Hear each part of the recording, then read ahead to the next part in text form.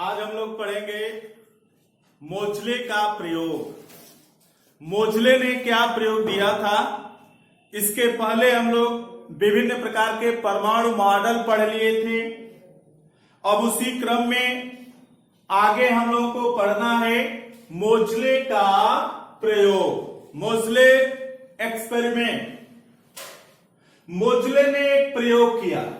क्या प्रयोग किया कि जब कैथोड किरणों को उच्च गलनांक की धातु पर गिराया जाता है तो यक्स किरणें उत्पन्न होती हैं। यक्स किरणें उत्पन्न होती हैं। मोजले ने बताया कि उत्पन्न होने वाले इन यक्स किरणों की जो तरंग दैर्ध्य है, यह तरंग दैर्ध्य उस तत्व की अभिलाक्षणिक होती है।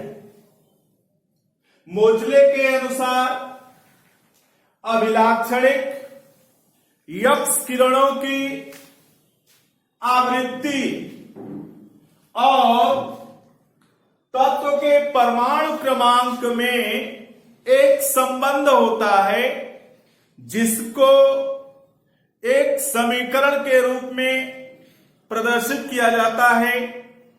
उस समीकरण को हम लोग कहते हैं मोजले का समीकरण।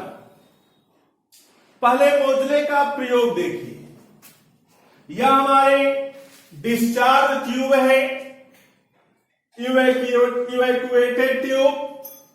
इस डिस्चार्ज ट्यूब में कैथोड रेज उत्पन्न हो रही हैं, कैथोड किरणें। और कैथोड किरणों की उत्पत्ति कैसे होती है, इसके बारे में हम लोग पहले पढ़ चुके हैं। तो यहां से कैथोड किरणें उत्पन्न हो रही हैं। इन कैथोड किरणों को उच्च गलनांक की धातु पर गिराया जाता है। तो जब ये उच्च गलनांक की धातु पर टकराती हैं तो टकराने से ये क्या उत्पन्न करती हैं, यक्स रेज, यक्स किरणें उत्पन्न करती हैं। ये देखिए यक्स किरणें उत्पन्न हो रही हैं। तो मोजले ने इन यक्स किरणों की आवृत्ति, जिसको हम लोग न्यू से प्रदर्शित करते हैं, और जो ये उच्च गलनांक की धातु है, तत्व है, उसके परमाणु क्रमांक का संकेत जेड लिया जाता है। इसमें रिलेशन बनाया और वह रिलेशन है अंडर रूट न्यू बराबर A into Z minus B. Under root nu बराबर A into Z minus B, जहां न्यू क्या कहलाता है, अभिलाक्षणिक यक्स किरणों की आवृत्ति, उसका वर्गमूल है ए। यह समानुपाती नियतांक होता है और बी अभिलाक्षणिक यक्स किरणों के समूह के लिए नियतांक होता है। और यहां पर जेड क्या है, तत्व का परमाणु क्रमांक। तो इस समीकरण को अंडर रूट न्यू बराबर A into Z minus B को हम लोग कहते हैं मोजले समीकरण। अंडर रूट न्यू अभिलाक्षणिक यक्स किरणों की आवृत्ति के वर्गमूल और तत्व के परमाणु क्रमांक जेड के मध्य ग्राफ प्लॉट किया जाए, खींचा जाए, तो एक सीधी रेखा प्राप्त होती है। अगर परमाणु क्रमांक के स्थान पर द्रव्यमान संख्या लिया जाता है तो जो वक्र आता है यह सीधा नहीं आता, झिकझैग आता है। लेकिन परमाणु क्रमांक के साथ यहां पर जो वक्र है वह सीधा है। इससे निष्कर्ष निकलता है कि परमाणु क्रमांक ही तत्व का मौलिक गुण है, न कि परमाणु भार। क्योंकि इसके पहले मेंडलीफ ने मूल आवर्त सारणी बनाया था और आवर्त सारणी में तत्वों के वर्गीकरण का आधार लिया था परमाणु भार, लेकिन जैसे ही मोजले का प्रयोग आया और निष्कर्ष निकला कि परमाणु क्रमांक तत्व का मौलिक गुण है, न कि परमाणु भार, तब आवर्त सारणी का जो नियम है उस मूल आवर्त नियम में संशोधन करना पड़ा और आधुनिक आवर्त नियम बना और उसका आधार परमाणु क्रमांक लिया गया। तो ये रहा मोजले का प्रयोग।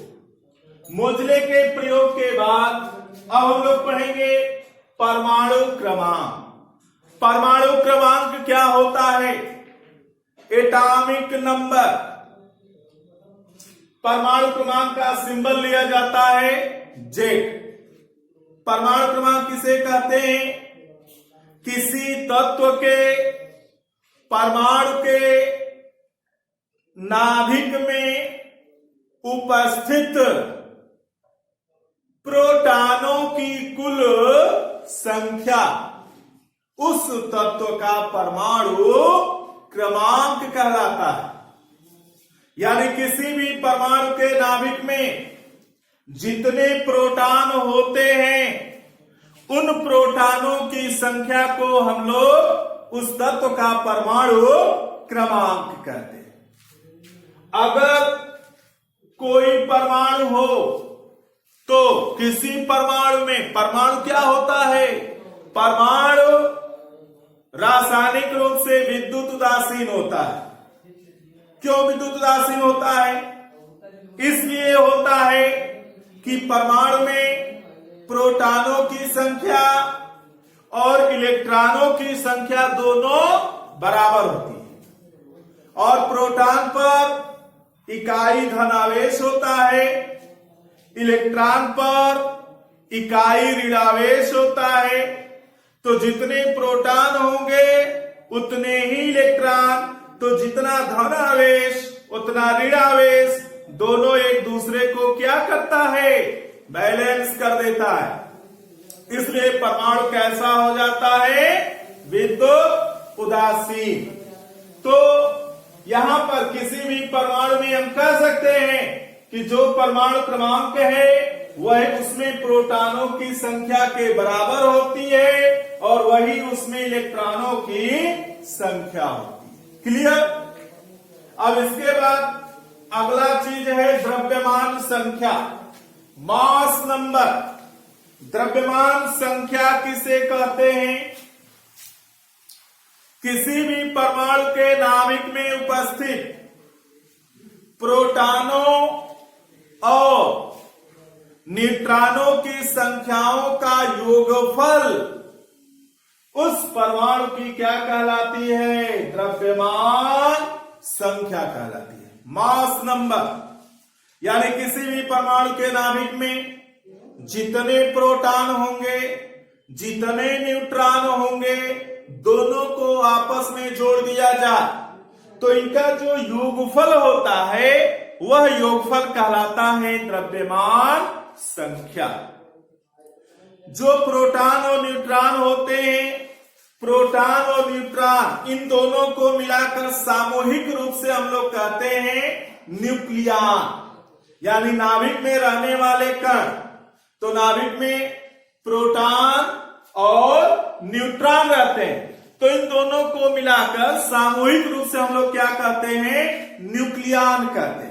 तो किसी परमाणु के नाभिक में उपस्थित प्रोटॉनों और न्यूट्रॉनों की संख्याओं का योगफल अथवा हम कह सकते हैं न्यूक्लियॉनों की संख्या, ये कहलाती है तत्व की द्रव्यमान संख्या। द्रव्यमान संख्या को हम लोग कैपिटल ए से प्रदर्शित करते हैं। यानी द्रव्यमान संख्या कैपिटल ए बराबर पी से प्रोटॉन और एन से न्यूट्रॉन। तो द्रव्यमान संख्या बराबर प्रोटॉन की संख्या धन न्यूट्रॉन की संख्या, ये योगफल हो गया। अब चूंकि हम लोग जानते हैं कि परमाणु में जो प्रोटॉन की संख्या है वह परमाणु क्रमांक के बराबर होती है, तो इसलिए प्रोटॉन के जगह पर हम ले सकते हैं परमाणु क्रमांक। तो यहां पर हो जाएगा द्रव्यमान संख्या बराबर परमाणु क्रमांक धन न्यूट्रॉन की संख्या। अब यहां पर यह एक समीकरण लिख दिया, इस पर ढेर सारे सवाल है। आप किताब खोलेंगे उसमें एक्सरसाइज मिलेगा, दिया रहेगा कि एक तत्व का परमाणु क्रमांक कितना है, उसमें प्रोटॉनों की, एक तत्व का परमाणु क्रमांक कितना है, उसमें न्यूट्रॉनों की संख्या इतनी है, तो उसकी द्रव्यमान संख्या बताइए। तो परमाणु क्रमांक दिया है, न्यूट्रॉन दिया है, दोनों को जोड़ दीजिए, द्रव्यमान संख्या मिल जाएगा। या द्रव्यमान संख्या दिया है, न्यूट्रॉन दिया है, प्रोटॉन की संख्या पूछ देगा, चाहे परमाणु क्रमांक पूछ देगा, तो आप घटा करके निकाल लेंगे इस समीकरण का प्रयोग करके। एक बात यहां पर आपको जाननी है कि जो द्रव्यमान संख्या है, एक द्रव्यमान संख्या और एक शब्द और आता है परमाणु भार, या उसी को परमाणु द्रव्यमान भी कहते हैं, परमाणु द्रव्यमान या परमाणु भार। तो परमाणु भार और द्रव्यमान संख्या दोनों में क्या अंतर है? थोड़ा सा माइन्यूटली अंतर होता है। क्या डिफरेंस होता है? परमाणु भार किसे कहते हैं? किसी परमाणु के समस्त भार को हम परमाणु भार कहते हैं। और समस्त भार क्या होगा? चूंकि परमाणु में मुख्य 3 कण होते हैं, प्रोटॉन, न्यूट्रॉन और इलेक्ट्रॉन। तो उस परमाणु में जितने प्रोटॉन होते हैं, न्यूट्रॉन होते हैं और इलेक्ट्रॉन, उन सबके द्रव्यमानों को जोड़ दिया जाए तो वह उस परमाणु का समस्त द्रव्यमान होता है, यानी वो कहलाता है परमाणु भार या परमाणु द्रव्यमान। और द्रव्यमान संख्या क्या होती है? केवल प्रोटॉन और न्यूट्रॉन के द्रव्यमानों का योगफल होता है, इलेक्ट्रॉन का द्रव्यमान इसमें नहीं होता है। और इलेक्ट्रॉन का द्रव्यमान प्रोटॉन और न्यूट्रॉन की तुलना में बहुत बहुत बहुत कम होता है। 0.0005486 AMU और प्रोटॉन न्यूट्रॉन का 1.00 समथिंग होता है। तो इसलिए प्रोटॉन और न्यूट्रॉन के द्रव्यमान की तुलना में इलेक्ट्रॉन का द्रव्यमान बहुत बहुत कम होता है, उसको नगण्य मान लिया जाता है। तो हम ये कह सकते हैं कि जो तत्व की द्रव्यमान संख्या है वही उस तत्व का क्या कहलाएगा? परमाणु भार। तो परमाणु भार और द्रव्यमान संख्या ये लगभग बराबर होते हैं, लेकिन दोनों में बेसिक डिफरेंस बस यही है कि जो परमाणु भार है वह परमाणु का समस्त भार होता है, जबकि द्रव्यमान संख्या में केवल प्रोटॉनों और न्यूट्रॉनों का भार। अब इसके बाद समस्थानिक, आइसोटोप्स। समस्थानिक किसे कहते हैं? आइसोटोप्स। आइसोटोप्स 2 शब्दों से मिलकर बना है, आइसो और टोप्स। आइसो का मतलब होता है सेम, टोप्स का मतलब होता है प्लेस, सेम प्लेस यानी एक ही स्थान पर।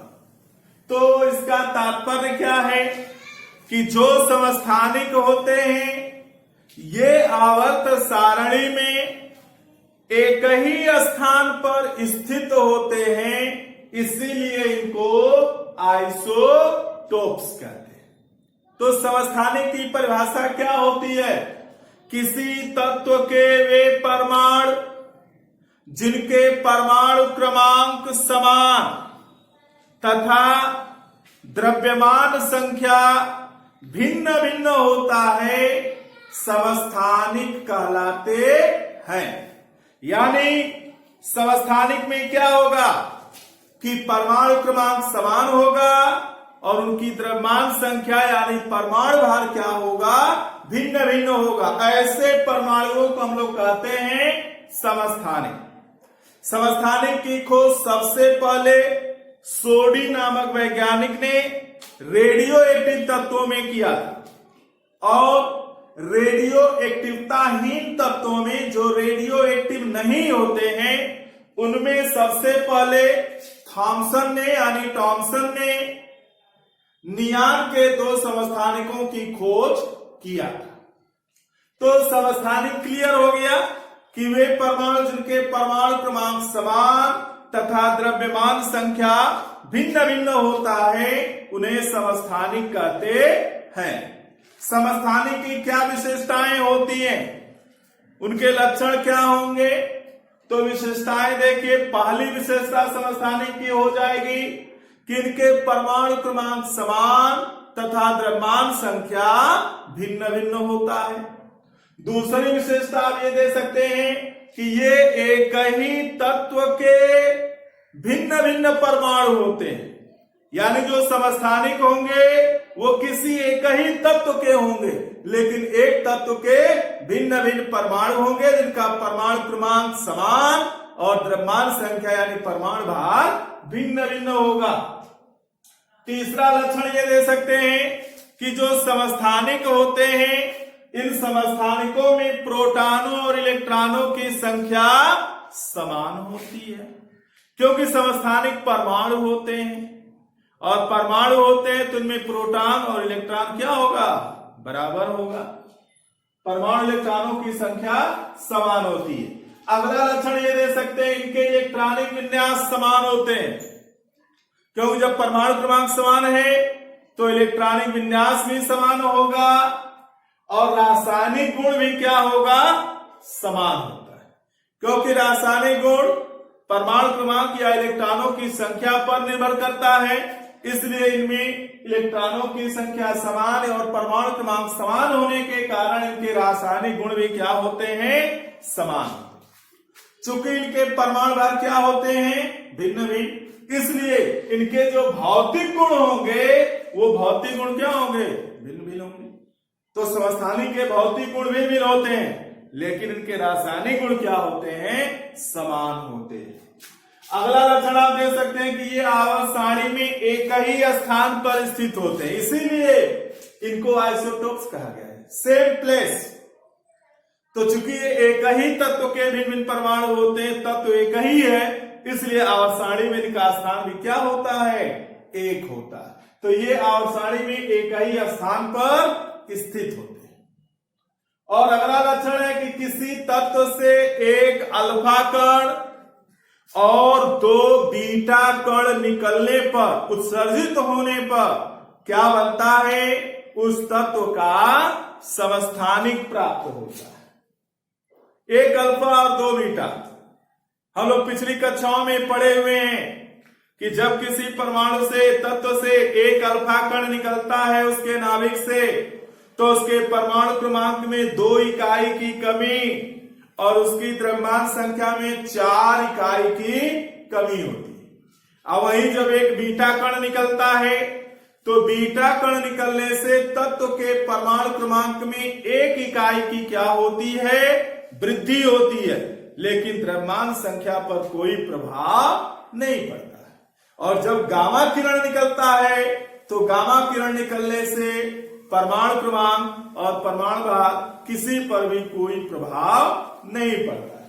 तो जैसे अगर कोई तत्व हम A मान ले हैं, इसका परमाणु क्रमांक Z है, द्रव्यमान संख्या A है और इसमें से एक अल्फा निकाल दीजिए माइनस अल्फा, तो जो नया तत्व बनेगा, मान लीजिए कि नया तत्व B बन गया, तो इसका परमाणु क्रमांक कितना हो जाएगा? Z से 2 कम, यानी Z-2 और द्रव्यमान संख्या हो जाएगा A-4। अब इसमें से एक बीटा निकालिए, तो एक बीटा निकालने से क्या होगा? इसके परमाणु क्रमांक में 1 की वृद्धि होगी, द्रव्यमान संख्या वही रहेगा। तो मान लीजिए C बन गया, तो द्रव्यमान संख्या A-4 और परमाणु क्रमांक होगा Z-2 प्लस 1। फिर एक बीटा कण निकालिए, माइनस बीटा, तब क्या होगा? G मान लीजिए बन गया तत्व, तो द्रव्यमान संख्या वही रहेगा A-4 और परमाणु क्रमांक 1 बढ़ेगा, यानी Z-2 प्लस 1 प्लस 1। तो 1 1 2 और ये -2 कट गया, यानी आपको क्या मिला? जो D होगा इसका द्रव्यमान संख्या A-4 और परमाणु क्रमांक क्या हो गया, Z हो गया। तो देखिए जो पहला तत्व था A, इसका परमाणु क्रमांक Z, और एक अल्फा 2 बीटा निकलने के बाद जो D बन रहा है इसका भी परमाणु क्रमांक Z। तो परमाणु क्रमांक समान हो गया। और द्रव्यमान संख्या देखिए, इसका द्रव्यमान संख्या A और इसका द्रव्यमान संख्या A-4, तो द्रव्यमान संख्या भिन्न भिन्न हो गया। तो वे परमाणु जिनके परमाणु क्रमांक समान, द्रव्यमान संख्या भिन्न भिन्न होते हैं, समस्थानिक कहलाते हैं। तो किसी तत्व का समस्थानिक बनाना हो तो उसमें से एक अल्फा और 2 बीटा कण उत्सर्जित कर दिया जाए, निकाल दिया जाए, तो जो नया तत्व बनेगा पहले तत्व का क्या हो जाएगा, समस्थानिक हो जाएगा। क्लियर। अब इसी के साथ अगला जैसे है समभारिक, आइसोबार्स। समभारिक किसे कहते हैं, वे परमाणु जिनके द्रव्यमान संख्या समान यानी परमाणु भार समान तथा परमाणु क्रमांक भिन्न भिन्न होता है, ऐसे परमाणुओं को समभारिक कहते हैं। यानी समभारिक वे परमाणु जिनके द्रव्यमान संख्या चाहे जिनके परमाणु भार समान और परमाणु क्रमांक असमान होंगे, भिन्न भिन्न होंगे। जैसे देखिए एग्जाम्पल है 1s3 हाइड्रोजन का समस्थानिक, 2h3 हीलियम का। तो इनके परमाणु क्रमांक देखिए 1 और 2, लेकिन द्रव्यमान संख्या 3, तो द्रव्यमान संख्या समान है, ये समभारिक हो गया। वहीं समस्थानिक में देखिए जैसे हाइड्रोजन के समस्थानिक 1h1, 1h2, 1h3, तो ये तीनों हाइड्रोजन ही है लेकिन भिन्न भिन्न परमाणु है, परमाणु क्रमांक समान और परमाणु भार देखिए भिन्न भिन्न है, तो ये हाइड्रोजन के समस्थानिक हो गए। हीलियम के समस्थानिक 2h3, 2h4, परमाणु क्रमांक समान लेकिन द्रव्यमान संख्या भिन्न भिन्न, तो ये समस्थानिक है। कार्बन के 3 समस्थानिक होते हैं, 612, 613, 614, परमाणु क्रमांक समान लेकिन द्रव्यमान संख्या भिन्न भिन्न, तो ये समस्थानिक। उसी का उल्टा समभारिक। तो 1s3 और 2h3 ये परस्पर समभारिक कहलाएंगे। उसी तरह कार्बन 614 और नाइट्रोजन 714, तो एक परमाणु कार्बन का है, एक परमाणु नाइट्रोजन का, तो ये भिन्न भिन्न तत्व के भिन्न भिन्न परमाणु हो गए, तो परमाणु क्रमांक निश्चित रूप से भिन्न भिन्न होगा और द्रव्यमान संख्या देखिए समान है, तो ये समभारिक हो गए। अगला एग्जांपल जैसे आर्गन 1840, पोटेशियम 1940, कैल्शियम 2040, इनके परमाणु क्रमांक भिन्न भिन्न है लेकिन द्रव्यमान संख्या समान है, तो ये हो गया समभारिक। समभारिक की क्या विशेषताएं होती हैं, तो समभारिक की विशेषताएं देखिए, पहली विशेषता ये होगी कि इनके द्रव्यमान संख्या समान तथा इनके परमाणु क्रमांक असमान होते हैं। द्रव्यमान संख्या समान है, परमाणु भार समान, परमाणु क्रमांक असमान। दूसरा हो जाएगा ये भिन्न भिन्न तत्वों के भिन्न भिन्न परमाणु होते हैं। समस्थानिक में आपने देखा था कि एक ही तत्व के भिन्न भिन्न परमाणु होते थे, लेकिन समभारिक में क्या होगा कि ये भिन्न भिन्न तत्वों के भिन्न भिन्न परमाणु होते हैं। तो ये दूसरा लक्षण हो जाएगा कि ये भिन्न भिन्न तत्वों के भिन्न भिन्न परमाणु होते हैं। अगला लक्षण होगा इनके रासायनिक गुण भिन्न भिन्न होते हैं। क्यों रासायनिक गुण भिन्न भिन्न होते हैं? इसलिए कि इनके परमाणु क्रमांक क्या होते हैं, भिन्न भिन्न होते हैं। अभी आपने समस्थानिक में देखा था कि परमाणु क्रमांक समान होने पर रासायनिक गुण समान होता है, लेकिन यहां परमाणु क्रमांक भिन्न भिन्न है, इसलिए इनके रासायनिक गुण क्या होते हैं, भिन्न भिन्न होते हैं। और अगला लक्षण आप दे सकते हैं कि ये आवर्त सारणी में भिन्न भिन्न स्थान पर स्थित होते हैं। क्यों भिन्न भिन्न स्थान पर स्थित होते हैं? इसलिए कि इनके परमाणु क्रमांक क्या होते हैं, भिन्न भिन्न होते हैं। और दूसरी बात कि ये भिन्न भिन्न तत्वों के परमाणु होते हैं और भिन्न भिन्न तत्व आवर्त सारणी में एक स्थान पर स्थित नहीं रह सकता, उसका स्थान भिन्न भिन्न होगा। इसलिए समभारिक हमेशा भिन्न भिन्न स्थान पर स्थित होते हैं, जबकि समस्थानिक जो होते हैं वह आवर्त सारणी में एक ही स्थान पर स्थित होते हैं।